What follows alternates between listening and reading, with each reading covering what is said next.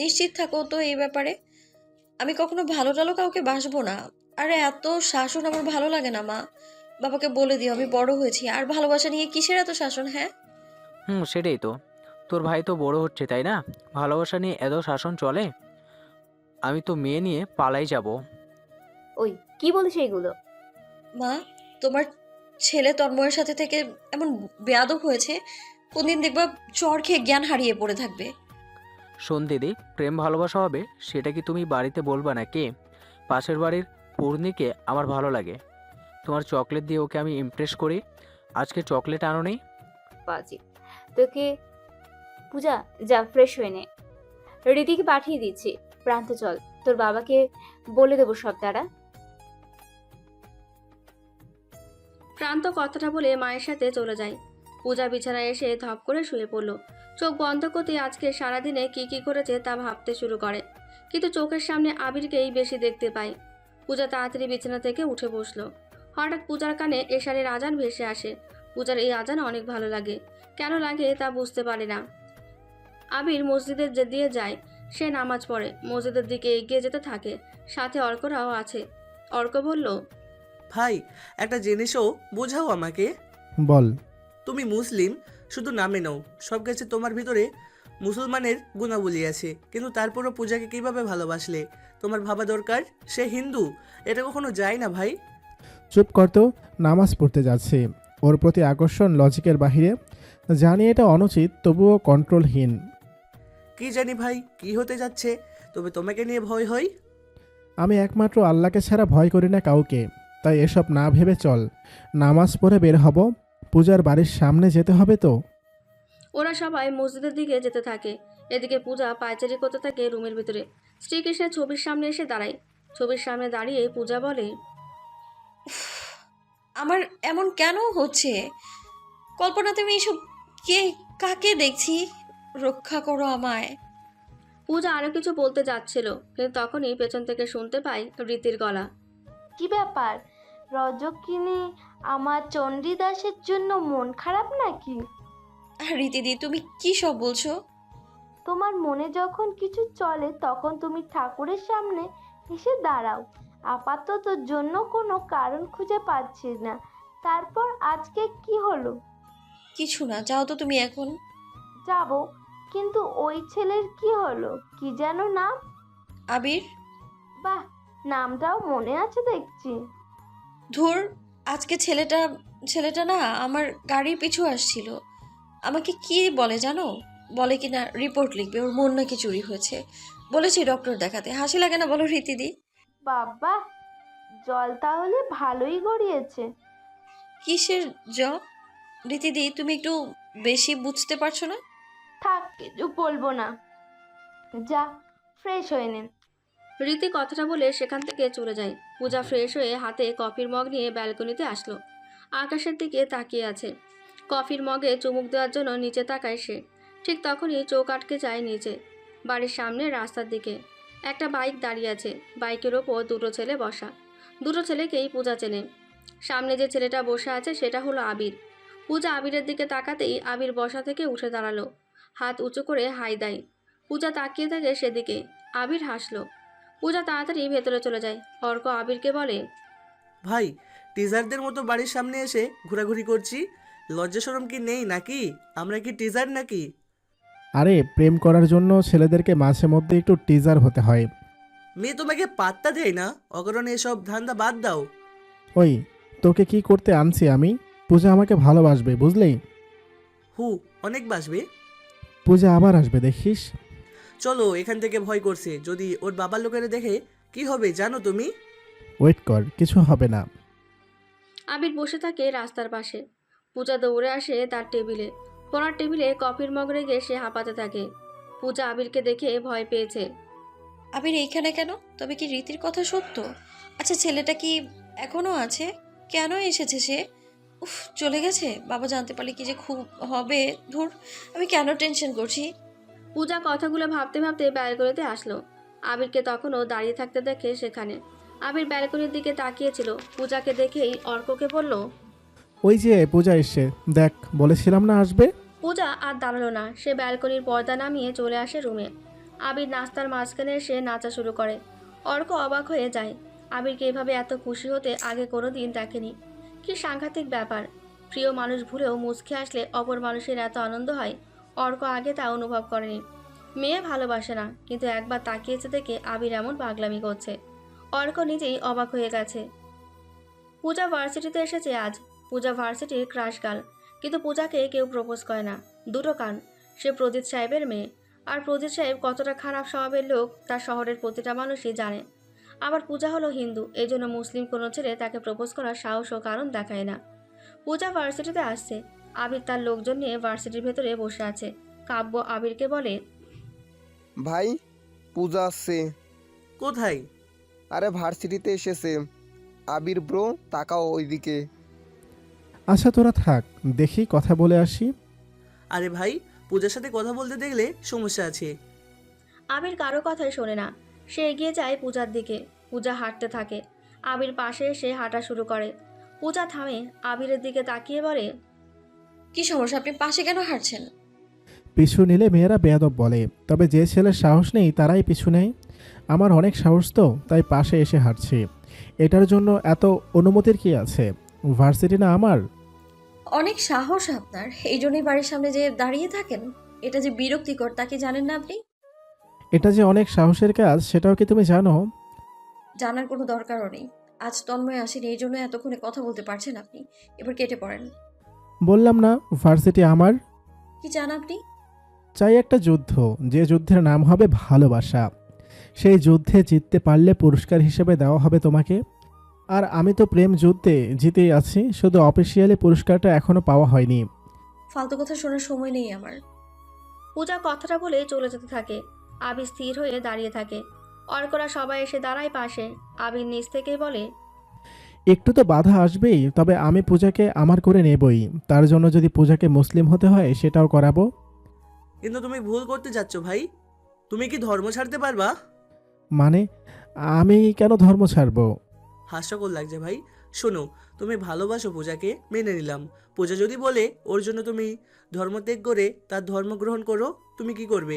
জীবনের সবচাইতে বড় পরীক্ষা কিন্তু সেটাই হবে, একদিকে ধর্ম আর একদিকে ভালোবাসা। অবশ্যই আমি ধর্মের সাথে থাকবো। তাহলে পূজার বেলাতেও সেম প্রশ্ন। আর সে তোমার জন্য ধর্ম ত্যাগ করবে, কোনো গ্যারেন্টি নেই। এটা তো অনেক পরের ব্যাপার। আগে তার মানে ভালোবাসার সৃষ্টি করতে হবে, এরপর সব কিছু। তোমার ভালোবাসাটাই অপমান করছি না, কিন্তু যা করবে তা ভেবেই করবে। কি ব্যাপার রাতুল? কাব্য অর্ক এমন ভালো হয়ে গেছে কবে? সবাই দয়ালের ইচ্ছে। দয়াল, ঠিক বলেছিস। সবাই হাসতে থাকে। হঠাৎ আবিরের চোখ যায় বিজ্ঞান বিভাগের নিচতলায় ক্লাসের দিকে। ম্যাডাম একটা মেয়ের ব্যাগ ছুঁড়ে মারল বাইরে। পরক্ষণে একটি মেয়ে দৌড়ে আসে ব্যাগের কাছে। ম্যামের পা ধরতে ছুটে যায় আবার। আবির সহ সবাই দাঁড়িয়ে দেখতে থাকে। ম্যাম ব্যাগসহ মেয়েটাকে ধাক্কা দেয়। মেয়েটা বাইরে এসে দাঁড়িয়ে থাকে। ক্লাসের সামনে সিঁড়িতে বসে কাঁদতে থাকে মেয়েটা। অর্ক বলে, ভাই, মেয়েটা সেই সেই দিনের ওই মেয়েটা না, যেটাকে তুমি 500 টাকা দিয়ে এসেছিলে? সেই মেয়েটা। চলো তো দেখি। সবাই হেঁটে মেয়েটার সামনে আসে। মেয়েটার নাম নীরা। আবিরেরা হেঁটে নীরার কাছে আসলো। আবিরকে দেখে নীরা চোখের পানি মুছে নেয়। আবির বলে, কি হয়েছে? কিছু না। বলো কি হয়েছে? ম্যাম কেন ক্লাস থেকে বের করে দিল? কিছু হয়নি। জিত কেন এত? বলো কি হয়েছে? আজকে ক্লাস টেস্ট ছিল, প্রতি মাসেই হয়। আর এটা আমাদের জন্য খুব গুরুত্বপূর্ণ। বাবার অসুস্থতা, ছোট বোনের দেখাশোনা, সব মিলিয়ে আমি শেষ রাতে বই নিয়ে বসেছি। এখনও ঘুমোইনি আমি। লিখছিলাম নিজের মতো করে। সবই সহজ ছিল। পিছন থেকে একটা ছেলে আমাকে ডাকছিল। আমি সাড়া দিইনি। হঠাৎ শুনতে পাই সেই ছেলেটা দাঁড়িয়ে বলে, ম্যাম, নীরা নকল করছে, দেখুন ওর বেঞ্চের উপর নকল রাখা। সবাই লেখা বাদ দিয়ে আমার দিকে তাকায়। আমি নিজেও অবাক হয়ে যাই। ম্যাম এসে সব মিলিয়ে দেখে, যা আমি লিখেছি সেটার নকল। ম্যাম আমার খাতা নিয়ে ছিটে মুড়ে ডাস্টবিনে ফেলে দেয়। এত বারণ করলাম, আমার কথা কেউ শোনেনি। রাগে দুঃখে ম্যামকে চিৎকার করে বলেছিলাম, আপনি এমনটা করতে পারেন না। ম্যাম রেগে আমাকেই বের করে দিয়েছে। আবির সব কিছু শোনে। এরপর নীরার হাত ধরে ক্লাসরুমে প্রবেশ করলো। আবিরকে দেখে সবাই উঠে দাঁড়ায়, এমনকি ক্লাসে থাকা ম্যামও উঠতেই যাচ্ছিল, কিন্তু অর্ক থামিয়ে দেয়। আবির অর্কের দিকে তাকায়। অর্ক বলে, নীরা, এই ছেলেটার নাম কি? তাজিন, ওই যে বসে আছে পিছনের বেঞ্চে। আবির, নীরা নকল। আমি জানি সবটা। অর্ক, কাব্য। অর্ক আর কাব্য গিয়ে তাজিনকে তুলে আনে, আবিরের সামনে এনে দাঁড় করায়। রাতুলকে ইশারা করতেই রাতুল তাজিনের পকেটে হাত দেয়, দেখে অনেকগুলো নকল পকেটে গোজা। আবির ঠাটিয়ে একটা চট দেয় তাজিনের গালে। পুরো ক্লাস তখন চুপচাপ হয়ে আছে। ভার্সিটির ভেতর একমাত্র আবিরের শাসনই চলে। শুধু ভার্সিটি না, স্টুডেন্ট হলে আবিরকে মেনে চলতেই হবে তার। আর আবির যেহেতু এই থানার ছাত্রনেতা, তাই উপজেলাতে যতগুলো প্রতিষ্ঠান আছে আবিরকে মেনে চলবে তারা। আবির বলে, ম্যাম, নীরা আমার বোন, আর আপনি সব বিবেচনা না করে এভাবে ক্লাস থেকে বের করে খাতা কেড়ে নিয়ে ফেলে দিতে পারেন না। এটা অন্যায়। আজ থেকে কোনো স্টুডেন্ট এক্সাম পেপারস নষ্ট করতে পারবেন না। দরকার হলে জমা করে রেখে দিবেন। নীরা আয়, আর অর্ক, তাজিনের ব্যবস্থা কর। নীরাকে সাথে নিয়ে আবির বের হয়। গাছের নিচে বসে আবির। নীরা চুপচাপ বসে আছে। আবির কিছু বলতে যাচ্ছিল, তার আগে নীলা বলে, আমার সৎ মা আছে, কখনো ঠিকমতো বাড়িতে আসে না, আসলেও মাঝরাতে মাতাল হয়ে আসে। জানেন, মা আমাকে বিক্রি করে দিতে চাই। বেশ্যাপল্লীতে আমার নাকি বিক্রি করলে চড়া দাম পাওয়া যাবে। হাস্যকর না? হাসতে থাকেন, আসি। নীরা কথাগুলো বলে হনহন করে চলে যায়। আবির বসে নীরা চলে যাওয়া দেখতে থাকে। পূজা ক্লাসে মন বসাতে পারছে না। তার বাবা প্রজিত সাহেবের কথাগুলো বারবার মনের ভেতরে এসে উকে দিতে থাকে। আর যতবার প্রজিত সাহেবের কথা পূজা ভাবছে, ততবারই আবিরের কথা মনে পড়ে পূজার। আর এজন্যই সে মন বসাতে পারছে না ক্লাসে। প্রজিত সাহেব প্রেম ভালোবাসাকে সাপোর্ট করে না, আর পূজা এই কথাটাই ভাবছে বেশি। এই কথার উপর ভিত্তি করে পূজার মনে আবিরের আবির্ভাব। ক্লাস থেকে সুর বের হয় সে। রাজ ভার্সিটিতে এসেছে। রাজ হলো প্রাক্তন ছাত্রনেতা, এতদিনে জেলখানাতে ছিল। ছাড়া পাওয়ার 3 দিন পরে হঠাৎ ভার্সিটিতে এসেছে সে। জেলে ছিল 4 বছর ধরে। নিজের সহকারীকে খুন করে জেলে যায়। রাজ আসতেই ভার্সিটির পরিবেশটা যেন থমথমে হয়ে গেছে। রাজ গেটের কাছে দাঁড়ানো। পূজা গেটের কাছে আসলো। এই পূজা, কোথায় যাচ্ছ? রাজের কথা শুনে থেমে যায় পূজা। প্রদীপ সাহেবের কিছুটা কাছের লোক রাজ, আর রাজ সরাসরি পূজাকে ডেটের অফার করে। যদিও পূজা এটা তার বাবাকে বলেনি, কিন্তু সেদিনের পর থেকে পূজা রাজকে এড়িয়ে চলে। হঠাৎ রাজকে দেখে পূজা অবাক হয়, কারণ ভার্সিটিতে একমাত্র ঝামেলাকারী হলো রাজ, আর সে মরলে খারাপ কিছু করে হলেও মরবে। রাজ এগিয়ে আসে পূজার কাছে, সরাসরি পূজার হাত ধরে এক পাশের দিকে টেনে নিয়ে যায়। পূজা বিরক্ত নিয়ে বলল, উফ, কি হচ্ছে কি? আপনি এখানে কেন? তোমার সাথে দেখা করতে আসলাম। কেমন আছো? আমি যেমনই থাকি, হাত ছাড়ুন। তোমার হাত ধরার সাহস এমনিতেই কারণ নেই, এটা কেবল আমিই পারি। তাই নাকি? সাহস তো সবার আছে, শুধু দেখানোর জন্য সঠিক সময় দরকার। সবাই ঘুরে তাকায়। পেছনে আবির দাঁড়িয়ে আছে। রাজ আবিরের দিকে তাকায়। আবিরের জন্য সে জেলখানাতে ছিল, কারণ আবির ছাত্র রাজনীতিতে আসার পেছনে রাজের সহকারী আকাশের হাত ছিল গোপরে। আর রাজ সেটা জানতে পেরে আকাশকে মেরে ফেলে, আর এটার সুবাদে আবির হয়ে যায় ছাত্রনেতা। আবির তার পজিশনে এতটাই যোগ্য ছিল, 4 বছরে আবিরের কোনো প্রতিদ্বন্দ্বী হয়নি। কিন্তু এখন রাজ চলে এসেছে। আবির যে বড় রকমের ঝামেলাতে পড়ে যাচ্ছে, সেটা আবিরও ভালো করে জানে। রাজ পূজার হাত ছেড়ে দেয়। আবিরের কাছে এসে দাঁড়ায় রাজ। আরে আবির স্যার যে, স্যার ভালো আছেন? দিনকাল কেমন যাচ্ছে? রাজ তাচ্ছিল্যের সহিত হাসি দিয়ে কথাগুলো বলে। আবির চুপচাপ দাঁড়িয়ে থাকে। পূজা ভয়ে আছে, কারণ তাকে নিয়ে ঝামেলা তার বাবার কানে গেলে তাকে তালাবন্ধ করে রাখবে এবং আবিরকে মরতেও হবে। প্রজিত সাহেব এমনিতে আবিরকে মারার জন্য সুযোগ খুঁজে বেড়াচ্ছে, এই জন্য পূজা এগিয়ে যায়। আবিরকে বলে, আপনি এখান থেকে যান। আর রাজদা, আপনি দয়া করে নিজের সীমার ভেতর থাকুন। কেন, আবারও কি পুলিশ ধরে নিয়ে যাবে? হাহা।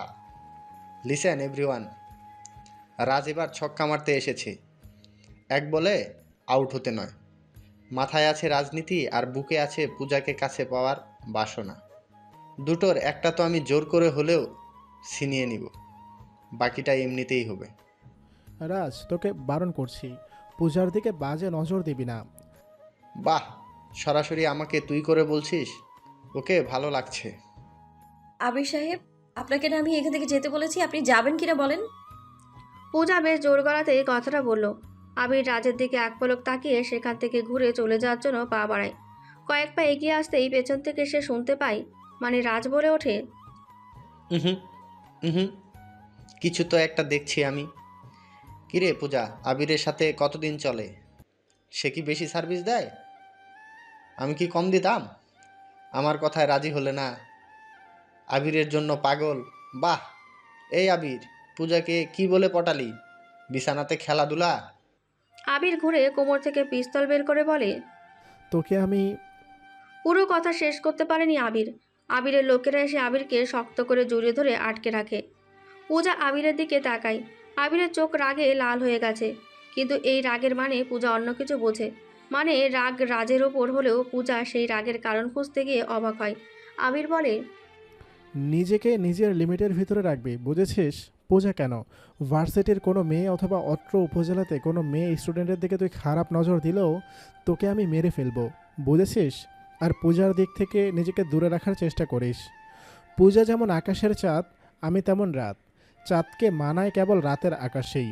উড়ে আসা কালো মেঘের মতো কাছে ঘেঁষার চেষ্টাও করবি না। বাহ, চমৎকার! হা হা হা, মজা পাইছি। আচ্ছা শোন, আমি এসেছি আমার পজিশন ফিরে পেতে, আর সেটা আমি নেবই। Just wait. আর পূজা বলতেই চলে গেলি, বিষয়টা গুরুতর। যা, আপাতত কিছু বললাম না। ভাই প্লিজ, এখন কোনো ঝামেলা নয়, চলো এখন। আবির পিস্তল কোমরে গুজে হনহন করে সেখান থেকে হেঁটে চলে যায়। পূজা আবিরের চলে যাওয়ার দিকে তাকিয়ে থাকে, নিজেকে সামলায়। অচেনা অনুভূতিতে সে প্রশ্রয় দেবে না। অচেনা অনুভূতিকে সে প্রশ্রয় দেবে না। আবিরের সাথে আরও দুর্ব্যবহার করতে হবে। পূজা কথাগুলো ভাবতে ভাবতে সেখান থেকে চলে যায়। সোজা সে নিউজ অফিসে চলে আসে। রাত ছাড়া পেয়েছে সেটা নিয়েই একটা আর্টিকেল লিখতে বসলো। প্রান্ত বাড়ির বাগানে গাছের নিচে বসে আছে, পাশেই পূর্ণি বসা। প্রান্ত পূর্ণির হাত ধরল। পূর্ণির দিকে তাকিয়ে বলে, পূর্ণি, মনে করো তোমাকে KitKat, dairy milk, centre food দিয়ে বলি ভালোবাসি, তুমি কি করবে? ধরো বৃষ্টির ভেতর তোমার সামনে আইসক্রিম বাড়িয়ে দিয়ে বলি ভালোবাসি, তুমি তখন কি করবে? আমি তোমাকে কতটুকু ভালোবাসি সেটা এক প্যাকেট যতগুলো চিপস থাকে সেটা ফুরিয়ে যাবে, কিন্তু আমার ভালোবাসা কখনো ফুরাবে না। আমার বয়স কম, কিন্তু ভালোবাসা অনেক। তুমি আমাকে চকলেট দাওনি প্রান্ত দাদা। আহ, আবার প্রান্ত দাদা কী রে? তুমি ক্যাডবেরি দাও এক্ষুনি।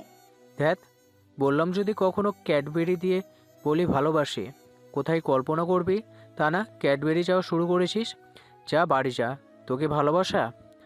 ভালোবাসা মানে? প্রান্ত লাফ দিয়ে উঠল। ভয়ে ওর গলা শুকিয়ে গেছে। প্রান্ত জানে ওর পরিবারে ভালোবাসা নিষিদ্ধ। প্রজিত সাহেব পূর্ণিকে কাছে ডাকলো। পূর্ণি পড়ে ক্লাস 5-এ। প্রজিত সাহেব পূর্ণিকে বলল, প্রান্তকে তোর ভালো লাগে? আঙ্কেল। সত্যি? পূর্ণি আর কথা বলতে পারে না। প্রজিত সাহেব তার ডান হাত দিয়ে পূর্ণির গাল আঙুল দিয়ে চেপে ধরে। পূর্ণি শব্দ করতে পারে না। দুই হাত দিয়ে প্রজিত সাহেবের হাতে চড় মারতে থাকে। প্রান্ত এটা দেখে ভয়ে কান্না করতে করতে বলে, বাবা, ওকে ছেড়ে দাও, আমি আর তার সাথে কথা বলবো না। মা কালীর দিব্যি বলছি, ছেড়ে দাও বাবা। প্রজিত সাহেব পূর্ণির গাল ছেড়ে দেয়। দুই পাশে লাল টকটকে হয়ে গেছে। পূর্ণি ভয়ে কাঁদতেও পারছে না, কেবল সে জোরে জোরে নিঃশ্বাস নিচ্ছে। পূর্ণির চোখে মুখে ভয়ের ছাপ স্পষ্ট। প্রজিত সাহেব জোরে রীতিকে ডাকলো। পূজাও বাড়িতে সেই সময় প্রবেশ করে। অফিসের গাড়ি সোজা তাকে বাসায় নামিয়ে দিয়েছে। পূর্ণি ঘাসের ওপর বসে আছে কাত হয়ে। রীতি দৌড়ে আসে সেখানে। প্রান্তর হাত শক্ত করে ধরে আছে প্রজিত সাহেব। রীতিকে দেখে বলে, পূর্ণিকে ভেতরে নিয়ে যা, মন থেকে ভয় দূর করে দে। আর প্রান্তকে 1 মাস ধরে বাইরে বের হওয়া বন্ধ থাকবে। আমার বাড়িতে কোনো ছেলেমেয়ের ভালোবাসার কথা বললে আমার বাড়ির ছেলেমেয়েকে আমি কিছু বলবো না, কিন্তু বাইরের ছেলেমেয়েকে আমি মেরে ফেলবো। সে বাচ্চা, তাই কিছু বললাম না। নিয়ে যা ভেতরে। রীতি দেরি করে না, পূর্ণিকে তাড়াতাড়ি সেখান থেকে নিয়ে যায়। পূজা অবাক দৃষ্টিতে ওর বাবার দিকে তাকিয়ে আছে। প্রজিত সাহেব পূজার দিকে তাকালো। পূজাকে ইশারায় ডাক দেয় প্রজিত সাহেব। পূজার কাজে হাত রেখে প্রজিত সাহেব বাগানে হাঁটতে থাকে। পূজাকে বলে, বুঝলি মা, আমাদের সে প্রেম ভালোবাসা একটু পছন্দ হয় না। তোর বড় কাকা আমাদের সাথে থাকে না এই প্রেমের জন্য। আমার বোনের কথা জানিস না? একদিন জানবি, যখন তুই আমার কোনো এমন করিস। তবে আমাদের বাড়িতে কেউ কারোর প্রেমে পড়লে ওই মানুষটাকে তো মেরেই ফেলবো। না থাকবে বাস আর না থাকবে বাসি। দেখা হয়েছিল, ছেলেটাকে বের করলাম। দরকার আছে তোর মিডিয়া জানাবার এসব নাক না গলায় যা। পূজা কোনো কথাই বলল না। সে হনহন করে হেঁটে চলে যায় বাড়ির ভেতরে। রীতিও পূজার সাথে তার রুমে আসলো। বিছানার উপর বালিশ ছুঁড়ে দিয়ে রীতি বলে, পূজা, তোর বাবা এমন কেন? প্রান্ত শুধু কথা বলেছে। ওরা এখনো এসব বোঝে, তাই বলে পূর্ণিকে এমন করে গাল টিপে ধরবে? বাবা আমাদের অনেক ভালোবাসেন, হারাতে চান না। তোর এত শাসন ভালো লাগে না, গলা কাটার মতো বাঁধে না বল? কিছু করার নেই। বাদ দে, আবিরের কি খবর বল? আবির, আসতে বলো। রীতিদি, আমি আবির সাথে কথা বলবো না। আমি চাই না আমার জন্য তার কিছু হোক। দেখলে তো প্রান্তর দোষ, অথচ শাস্তি পেয়েছে পূর্ণি। আর এমনিতে তন্ময় বাবার সাথে আবিরের ঝামেলা, এরপর শুনে আবির আমার সাথে কথা বলে, বুঝতে পারছো কি হবে তখন? আবিরকে রাস্তার ভেতর কুপিয়ে মারবে বাবার লোকেরা আর তন্ময়রা। তুই আবিরকে ভালোবাসিস? আবির আমার বাবার সাথে পারবে না। আবিরকে ভালোবাসিস কি তুই? তন্ময় জানলে আবিরকে সত্যিই গুলি করে দেবে। বল তুই। আবির মুসলিম রীতিদি। হা হা হা, এর আগে তো তোর সাথে কত ছেলে কথা বলেছে, তোর বাবা তোদেরকে মেরেছে, কিন্তু কখনো তো আমি তোর ভিতরে সেটা নিয়ে কষ্ট পেতে দেখিনি। হ্যাঁ, খারাপ লেগেছে, কিন্তু চিন্তিত হোসনি। আর এখন তো আবিরকে কেউ কিছু করতে দেখিনি, তাতে আবিরকে হারানোর এত ভয়, এত চিন্তা তাকে নিয়ে। কি ব্যাপার পূজা? দিদি, যাও তো এখান থেকে, ভালো লাগছে না। আর প্লিজ সত্যি করে বলো তো, তুমি কখনো আবিরের কাছে আমার ব্যাপারে কিছু বলেছো? বলবে না কিন্তু। আমি তাকে অবহেলা করব, দুদিন পর সব ঠিক হয়ে যাবে। ওর পাত্তা না দিলেই হয়ে যাবে। এত কিছু ভাবার সময় নেই আমার। আচ্ছা আচ্ছা, তবে আবির কিন্তু অন্য ছেলেদের দিক থেকে তোর জন্য অনেক পারফেক্ট। হ্যাঁ, সে মুসলিম, তাতে কি? ভালোবাসা এসব কোনো ব্যাপার না। ভালোবাসা তো সব দেবের ভিতরে আছে। শিবের ধুতরা ফুল, নাগকেশের সাদা পুষ্প, শুষ্ক কোমল বীজ, আকন্দ ফল ইত্যাদি ফুল শিবের প্রিয়। তিনি দেব হয়ে একটা জিনিসই চুজ করতে পারলো না, কিন্তু কেন এইসব লজিক দিয়ে ভালোবাসাকে দূরে সরিয়ে রাখছিস?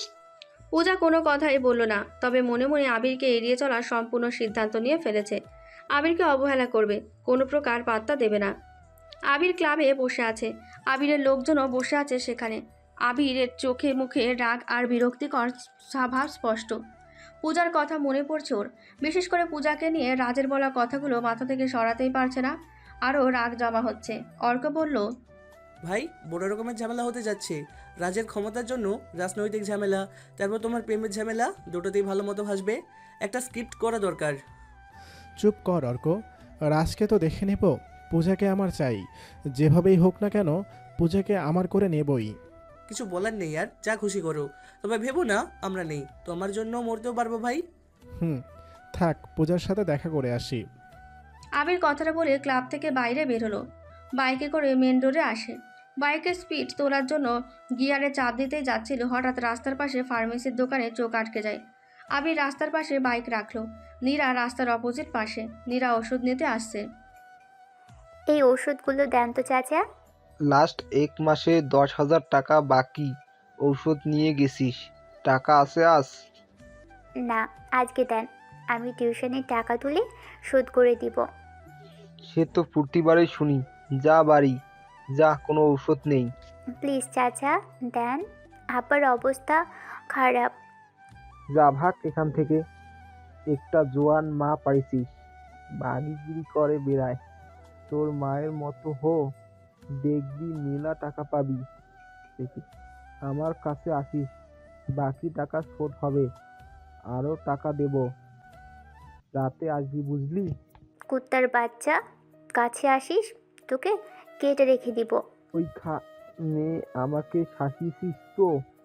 চাচা নীরার কাছে আসে। নীরা বেশ জোরে ডাক্তার চাচার গালে চড় বসিয়ে সেখান থেকে হর্নন করে হেঁটে চলে যেতে থাকে। আবির বাইক ঘোরায়। ফার্মেসির সামনে এসে অর্ককে কল দেয়। হ্যাঁ ভাই। কোথায় তোরা? ক্লাবই কেন? মতলব ফার্মেসি চিনিস না? হ্যাঁ চিনি, দোকানটা তো প্রজিত সাহেবের অনুমতি পাত্র নিয়ে বানানো। কেন? দোকানে এক চাচা আছে, আগে হারামিকে তুলে নিয়ে যাবি, তারপর শাটার টেনে বন্ধ করে দিবি। বাকিটা শুনে নিয়ে তোদেরকে বলবো। কিন্তু ভাই, ওটা প্রজিত সাহেবের। পূজার বাবার চেনার সময় নেই, যা বললাম কর। আবির ফোন কেটে দেয়। নীরা যেদিকে গিয়েছে সেদিকে যেতে থাকে আবির। কি হতে যাচ্ছে? অর্ক ঠিকই বলেছে। আবির ঝামেলাতে পড়তে যাচ্ছে, রাজনৈতিক আর ভালোবাসার। দেখা যাক কি হয়, অপেক্ষাতে থাকুন সবাই। আবির নীরার পেছনে ওদের বাড়ির সামনে আসে। নীরাদের বাড়ি দেখেই আবির অবাক হয়, কারণ নীরাদের বাড়ি দেখে কেউ বলবে না এটা গরিবখানা, 2 তলা বিশাল বাড়ি। বিশাল বলতে পাঁচিলের কাজ দেখে বোঝাচ্ছে কত টাকা খরচ করা হয়েছে, ভেতরে না জানি কি কি চমক থাকে। আবির মনে মনে বলল, এত সুন্দর বাড়ির মেয়ে নীরা, সে আবার এমন করে চলে? তবে কি সে মিথ্যা বলেছিল? আবির বাইক থেকে নেমে গেট ঠেলে ভেতরে প্রবেশ করে। যা ভেবেছিল তাই, চমৎকার একটি বাড়ি। আবির চারপাশে তাকাচ্ছে। হঠাৎ নীরার মুখ থেকে আবির শুনতে পেল, আমি আর ভার্সিটিতে যাব না আব্বু। আমিও কাল থেকে তোমার দ্বিতীয় স্ত্রীর মতো মানুষের বিছানাতে সময় পার করব। বাইরের মানুষ এত খারাপ কেন? কেন আমাকে তোমার স্ত্রীর জন্য কথা শুনতে হয়? এই বিশাল বাড়ি, তার বেশ্যাবৃত্তি করার টাকায় থাকি না আমি এখানে। তার সাথে কোনো কথা বলি না আমি। তারপরও কেন শুনতে হয় আমার এসব? এসব কিছু যখন ভালো হয়ে শুনছি, এখন থেকে আমিও ঠিক এটাই করব। বাজারের মেয়ে হব আমি, নিজের শরীর দেখিয়ে টাকা আনবো, তোমার বউয়ের থেকেও বড় বাড়ি করব। নীরা কাঁদতে থাকে। পাশের রুম থেকে নীরা সৎমা আমিনা বেগম বের হয়ে আসলো।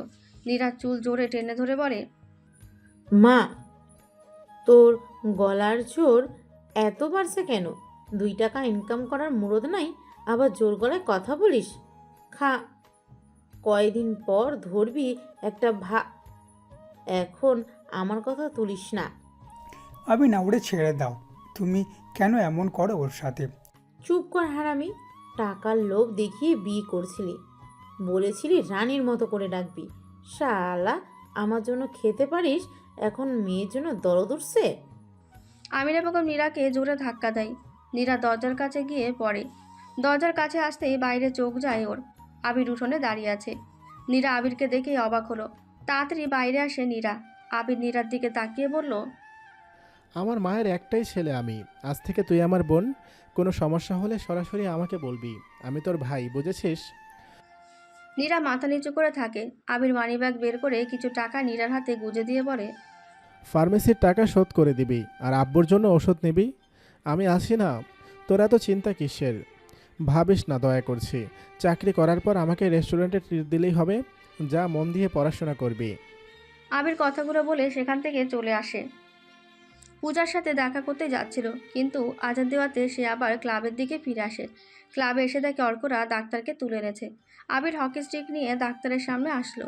ডাক্তার ভয়ে ভয়ে বলল, আমাকে মারিস? প্রদীপ সাহেন জানতে পারলে তোদের সবগুলোকে তুলে নিয়ে যাবে। তার জায়গাতে দোকান করিস, তার অনুমতি আছে? আমি তো তার কাছে বিচার দেবই। তোরা আমার দোকানে তালা লাগিয়েছিস, মনে রাখিস সব।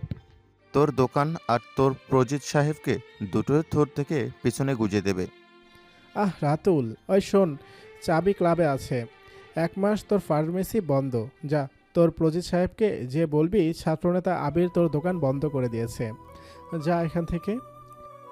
ডাক্তার চলে যায়। অর্ক এগিয়ে আসে। অর্কের চোখে মুখে চিন্তাটা আবিরকে নিয়েই হচ্ছে, কারণ আবিরের সাথে থাকা এই ছেলেগুলো আবির নিজ হাতে বড় করেছে, নিজের কাছে রেখেছে। অর্ক মনে করে তার ছাত্র জীবনের শুরুর দিকের কথা। নীরার মতোই কিছুটা অর্কের জীবন ছিল। আবিরের জন্য সে আজ এত দূর এসেছে। নেতা হিসেবে আবিরকে সবাই 10-এ 10 দিতে রাজি, আর সেজন্যই অর্ক আবিরকে নিয়ে বেশি ভাবে। ভাই, পূজার আপুর সাথে দেখা হয়েছিল? না, যাইনি। নামাজ পড়তে হবে, চল এখন মসজিদে যাব। কি যে করো তুমি! হিন্দু মেয়ের প্রেমে পড়ে আবার নামাজ কালাম করো, কোনো মানে নেই। চুপ কর তো, চল। আল্লাহর কাছে আমি পূজাকে চাই, তাকে বিয়ে করতে চাই আমি। আল্লাহ যেন আমার পূজাকে গিফট করে। মানে তুমি প্রার্থনাও পূজাকে চাও? কেন চাইবো না? আমার ভালো লাগে, সব কিছু তো আল্লাহর কাছে চাইবো, তাই না? হয়েছে, চলো। ওরা 4 জন মসজিদের দিকে এগিয়ে যেতে থাকে। প্রজিত সাহেব বাড়ির সবাইকে ডাকলেন। রীতি আর পূজাও আসলো। পূজা সোফাতে এসে বসে সবার দিকে তাকায়। প্রজিত সাহেবের লোকজনও আছে বাড়ির ভিতরে। এমনিতেও বড় বাড়ি, তার উপর ঢাকার উত্তরের এই দিকটা সব হিন্দু পরিবার। প্রজিত সাহেব সবার উদ্দেশ্যে বলে, আগামী পরশু হোলি উৎসব, সবাই নিশ্চয়ই জানো। প্রতিবারের মতো এবারও হোলি উৎসবে আমার বাড়ির পাশে যে আমাদের বিশাল বড় খেলার মাঠ আছে, সেখানেই হবে। হাই সিকিউরিটি থাকবে, কোনো রকমের ঝামেলা নেই। যদিও আমার সাথে ঝামেলা করার মতন কেউ নেই। মুসলিম আসা নিষেধ, তবে আমার অনুমতি নিয়ে আসতে হবে।